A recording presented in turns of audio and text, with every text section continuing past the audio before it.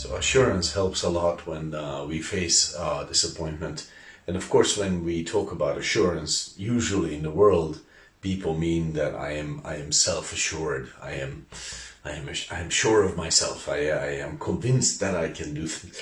Now, we as believers, we really should not have that kind of thinking, because the Lord has shown us our hearts. Jeremiah 17:5, 9, all those verses, Isaiah 1:5, the problems with our minds. Okay, fine.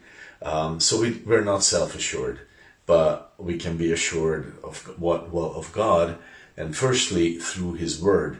The second thing I want to say is that assurance helps a lot when disappointment inevitably comes in our lives. It helps a lot. How do I get that assurance? Well, I get that assurance. One way is through prayer, and this is so important. So let's say I pray and I do not get an obvious answer, neither kind, not a yes, not a no, not a later. I get basically, I feel that I get no answer. Okay, that might not be true, but still, that's my experience. So that was a useless exercise, wasn't it? Well, no, if I spend time in prayer, one thing that I'm going to be very certain of, assured of, is the presence of God in my life. The more I worship, the more I praise, the more I pray, I will have a greater and greater certainty about God's presence in my life. My heart will be more and more attuned to the Spirit of God. And this is so important, because if I am assured of His presence, then actually disappointment becomes like a way smaller thing, because His presence is so mighty and so powerful and so important in my life.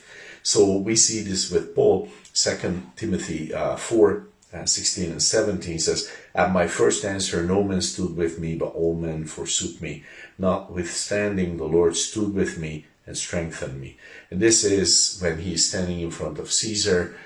He is standing in front of the Roman authorities, and they are hearing him, and there is no brother or sister standing with him as a witness, supporting his case, probably for fear of their own lives and of their families. None is standing with him, and no one is saying, yes, this man is not an evildoer, but, no, he's alone.